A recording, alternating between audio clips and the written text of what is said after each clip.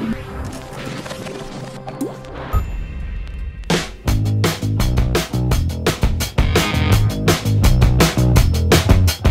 et bienvenue dans la première édition de notre revue de presse faite par des P2 vraiment courageux. Tout au long de ce semestre, nous aborderons certains sujets vus en cours par le point de vue Twitter. Twitter, c'est quoi exactement? C'est le deuxième réseau social du monde, c'est-à-dire à peu près 271 millions d'utilisateurs par mois, 500 millions de tweets envoyés chaque jour. C'est un moyen simple de communiquer par l'envoi de tweets. Ce sont des petits messages, caractères, 140 caractères. Putain. L'ajout d'un dièse, dit hashtag, permet de catégoriser le tweet à une tendance ou à un thème. Pour découvrir Twitter, je suis passé par un tweet MOOC. C'est quoi un MOOC? C'est un cours en ligne ouvert à tous. C'est-à-dire que c'est une façon de partager les savoirs via le net. Donc, Tweet MOOC est un cours spécialisé qui nous a permis de découvrir toutes les subtilités de Twitter avant de mener nos recherches sur l'imagerie médicale. Sans transition, parlons de la scintigraphie.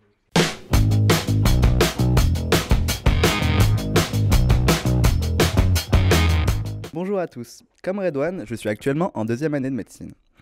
Alors, vous pouvez me suivre aussi sur Twitter, @adelaraja. Je vais vous parler actuellement de la scintigraphie. La scintigraphie, qu'est-ce que c'est? C'est une méthode d'imagerie médicale de médecine nucléaire qui va réussir à produire une image fonctionnelle par administration d'un radiomédicament. On peut se demander, mais qu'est-ce que c'est que le médicament radiopharmaceutique? Il est formé de molécules appelées traceurs. Le traceur est composé d'associations d'une molécule vectrice et d'un radiomarqueur. La molécule vectrice est choisie pour se localiser de façon sélective sur une structure particulière de l'organisme. On peut dire un organe, un secteur liquidien ou bien une lésion.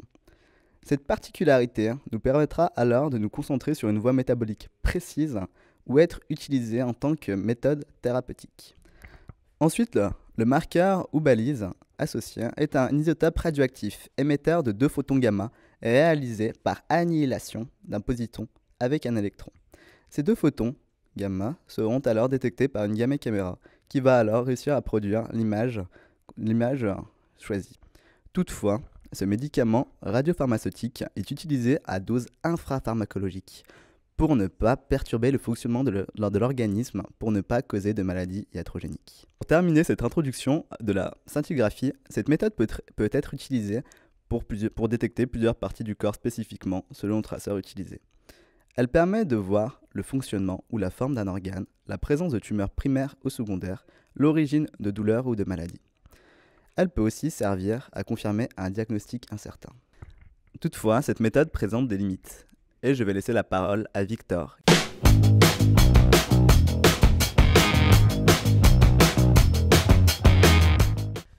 Tout à fait Adèle, la scintigraphie est un examen incontournable d'imagerie médicale.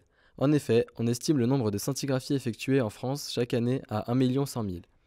Dans cet examen, le patient ingère une substance radioactive comme le technétium 99 métastable, qui sera le point important de cette partie. Le technétium 99 métastable est utile pour l'observation osseuse et rénale. Le technétium 99 métastable possède de nombreux avantages, celui d'être bon marché, de ne pas être toxique et d'avoir une demi-vie courte, de 6 heures. Cependant, les réacteurs le produisant sont pour la plupart vieux et sont amenés à fermer. En effet, sur les 9 réacteurs produisant le technétium dans le monde, 3 sont amenés à fermer entre 2016 et 2018, entraînant une pénurie de l'élément durant cette période. Si certains examens pourront être remplacés par d'autres techniques d'imagerie, comme la TEP, il en existe d'autres pour lesquelles le technétium 99 métastable est indispensable. On dénombre en France chaque année 60 000 examens pour lesquels on ne peut remplacer la scintigraphie au technétium.